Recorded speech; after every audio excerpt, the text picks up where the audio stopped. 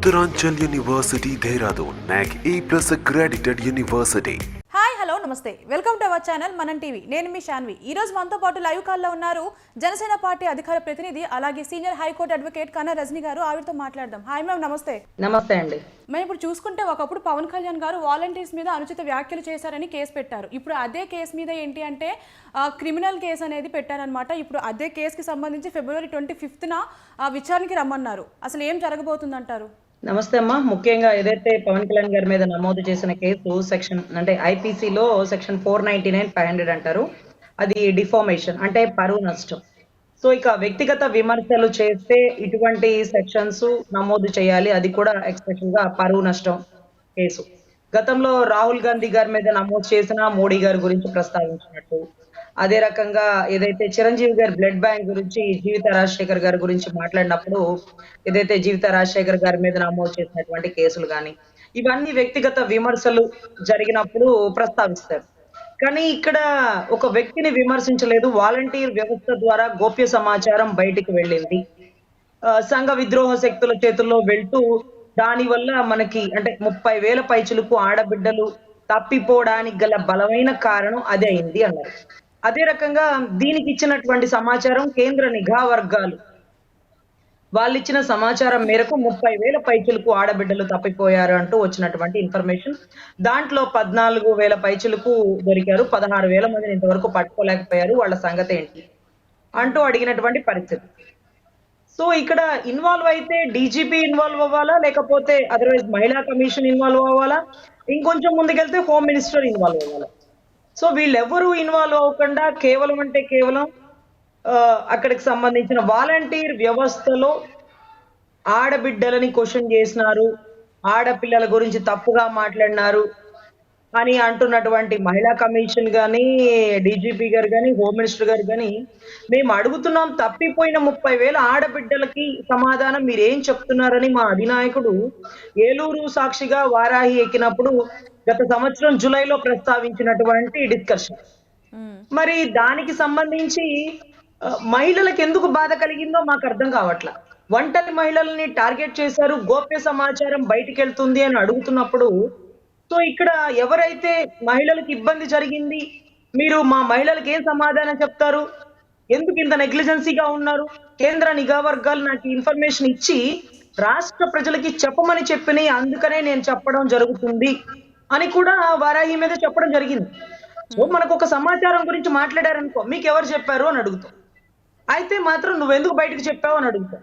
ఆ రెండిటికి ఆయన సమాధానం వారాహి ఎక్కినప్పుడే చెప్పాడు, నాకు కేంద్ర నిఘా వర్గాలే చెప్పినవి, అదే రకంగా రాష్ట్ర ప్రజలకి మీరు చెప్పండి బాధ్యత గల పౌరుడిగా, ఇది ఒక సామాజిక బాధ్యత అని అన్నారు కాబట్టి నేను మీకు చెప్పడం జరుగుతుందమ్మా.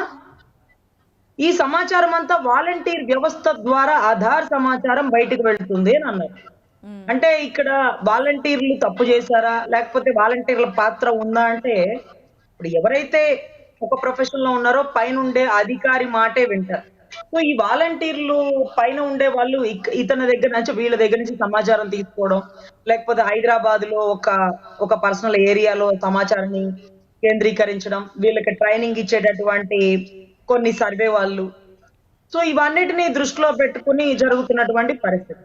ఎనీవే ఏదైనా కానీ పవన్ కళ్యాణ్ గారిని గుంటూరు రప్పించాలన్నటువంటి తాపత్రయం అయితే ఈ రాజకీయ వర్గాలు అధికార పార్టీ వాళ్ళు చేస్తున్నట్టుగా మాకు అనిపిస్తుందండి. ఎందుకంటే గతంలో విజయవాడలో కూడా రంగవల్లి గారు అని ఒక ఆవిడ పవన్ కళ్యాణ్ గారి మీద కేసు వేస్తూ నా వ్యక్తిగత మనోభావాలు దెబ్బతిన్నాయి అన్నారు. వాలంటీర్ వ్యవస్థని క్వశ్చన్ చేశాడే కానీ రంగవల్లి గారి మనోభావాలు దెబ్బతినేలాగా మా అన్న ఏం మాట్లాడాడో మాకు తెలియదు. అయితే అప్పుడు కూడా ఇలాగేనండి, అయిపోయింది పవన్ కళ్యాణ్ గారు కోర్టుకు అటెండ్ అవ్వాలా, డైరెక్ట్ గా ప్రైవేట్ కంప్లైంట్ లాంటివి వేశారంటే జడ్జి గారు అడిగారు, సార్ మీకు అఫీషియల్ అపాయింట్మెంట్ ఆర్డర్ ఏది, ఈ వాలంటీర్లను ఎవరు అపాయింట్ చేస్తున్నారు అని అడిగారు. ఒరిజినల్ అపాయింట్మెంట్ ఆర్డర్ లేక ఆ కేసు కొట్టివేయడం అయింది.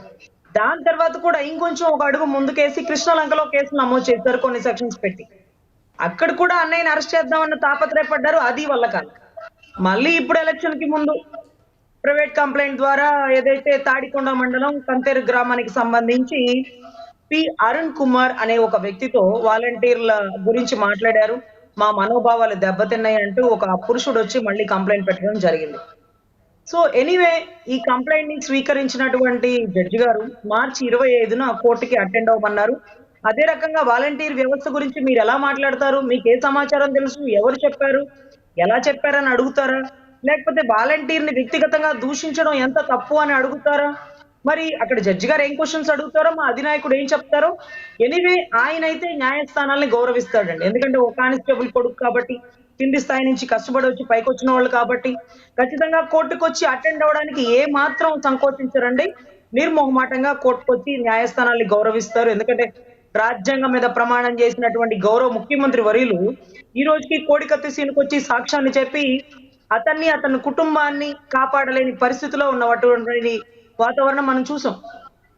కానీ ఈరోజు మంగళగిరి కోర్టుకి అటెండ్ అవుతున్న లోకేష్ గారు కానీ, న్యాయస్థానాలను గౌరవించి అరెస్ట్ అయినటువంటి చంద్రబాబు గారు కానీ, ఖచ్చితంగా అదే కోవలోకి చెబుతున్నటువంటి ఈ పవన్ కళ్యాణ్ గారు ఖచ్చితంగా కోర్టుకి హాజరవుతారండి మార్చి 25న. రాని ఎడల ఏం జరుగుతుంది మ్యామ్? మేడం 100% అక్కడ కోర్టుకి అటెండ్ అయిన మాత్రాన ఇదేమి ఉరి తీసే సెక్షన్ కాదు, అరెస్ట్ చేసే సెక్షన్ కాదు, బైండ్ ఓవర్ రాపించుకునే సెక్షన్ కాదు. కనీసం అంటే కనీసం ఒక్క రోజన్నా కూడా కస్టడీలోకి పెట్టే అవకాశం లేదండి. ఎప్పుడో చిరంజీవి గారి బ్లడ్ బ్యాంక్ కి సంబంధించి కేసు నమోదు చేస్తే జీవిత రాజశేఖర్ గారి మీద జరిగినటువంటి పనిష్మెంట్ గాని, ఇప్పుడు వచ్చిన జడ్జిమెంట్ గాని అరౌండ్ ఒక 4 ఏళ్ళు, 5 ఏళ్ళు, 6 ఏళ్ళు, 7 ఏళ్ళు జరుగుతుంది. అదే రకంగా మొన్న మధ్య రోజారెడ్డి గారి ఏదైతే భర్త ఉన్నారో ఆయన చలమణి గారు, ఆయనకి సంబంధించినటువంటి కేసు విషయంలో కూడా మొన్న మధ్య వచ్చినది ఎప్పుడో నమోదు చేసినటువంటి కేసు. సో ఈ రకంగా చూస్తే ఖచ్చితంగా 100% దీంట్లో జరుగుతున్న పరిస్థితి ఏంటంటే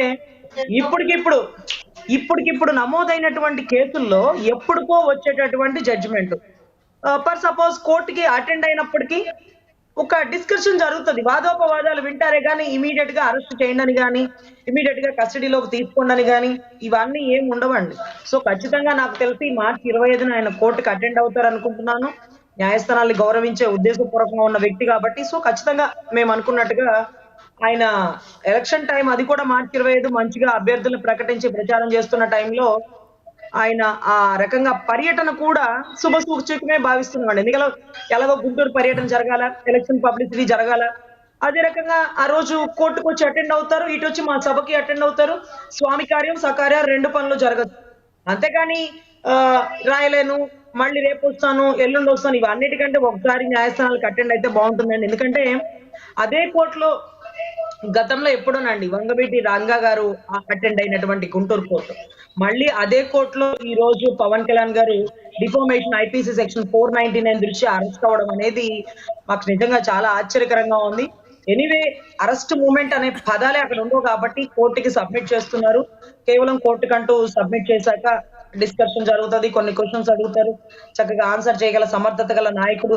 అదే ఆన్సర్ వారాహి ఎక్కి కూడా చెప్పారు. అయినప్పటికీ మళ్ళీ ఇక్కడ ఇంకొకసారి అడుగుతారు జడ్జి గారి సమక్షంలో, మళ్ళీ చక్కగా 2 చేతులు కట్టుకొని ఆయన జడ్జి గారిని గౌరవిస్తూ మిలాడ్ అంటూ సంబోధిస్తూ చక్కగా ఆన్సర్లు చెప్పగలుగుతారని మేము మనస్ఫూర్తిగా కోరుతున్నాం. మా ఇప్పుడు చూసుకుంటే ఈ అనుచిత వ్యాఖ్యలు ఏవైతే చేస్తారో ఇవి 9 నెలల క్రితం జరిగింది, కానీ ఇప్పుడు చూస్తుంటే ఎలక్షన్స్ కూడా దగ్గర పడుతున్నాయి. ఈ టైంలో క్రిమినల్ కేసు పెట్టడానికి మనం ఏ విధంగా చూడొచ్చు అంటారు?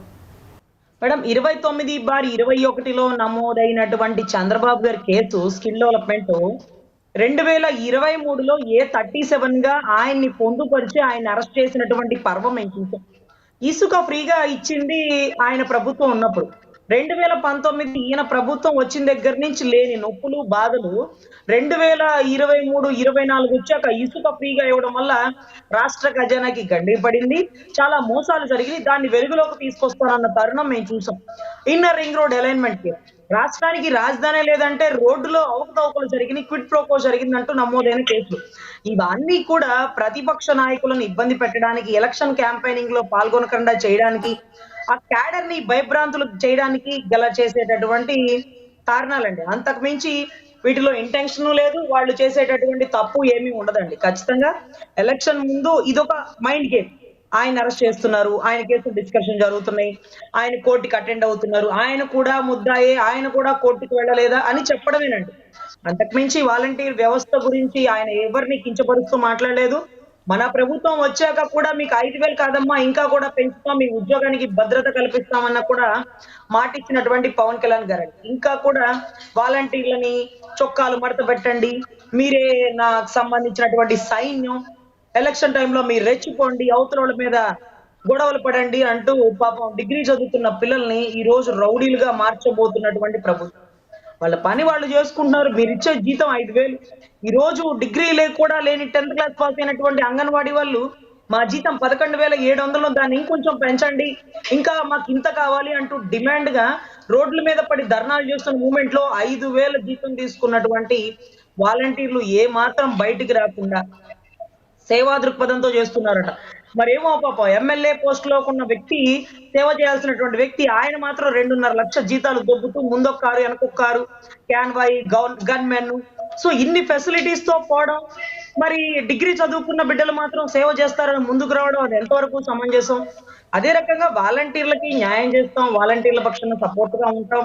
వాలంటీర్లు డిగ్రీ చదువుకున్న పిల్లలు దయచేసి మీరు ఏ తప్పుకి పాల్పడకండి. ఏ డిఎస్సినో, మెగా డిఎస్సినో వదలలేదు. తర్వాత జాబ్ క్యాలెండర్ రిలీజ్ చేయలేదు. ప్రతి సంవత్సరం జనవరిలో ఉద్యోగ క్యాలెండర్ అన్నారు. ఇంతవరకు అది రిలీజ్ కాకపోవడం వల్ల నిరుద్యోగులు 2,60,000 పైచిలుకు మంది వాలంటీర్‌లో ఉండడం వల్ల మాత్రమే రాష్ట్రం ఈ రోజు ఇంత ఇబ్బందిగా ఉందండి. సో ఖచ్చితంగా వీళ్ళందరూ మంచి ఉద్యోగాల్లో ఉండాలి. బాగా సెటిల్ అవ్వాలి. అదంతా వదిలేసి వీళ్ళతో పనులు చేపిస్తూ వీళ్ళతో ఏదైతే ర్యాలీలకి, రాస్తారోకోలకి, మీటింగ్‌లకి మనుషుల్ని తరలిస్తున్న మూవ్‌మెంట్ మనం చూస్తూ ఉన్నామండి. Thank you ma'am.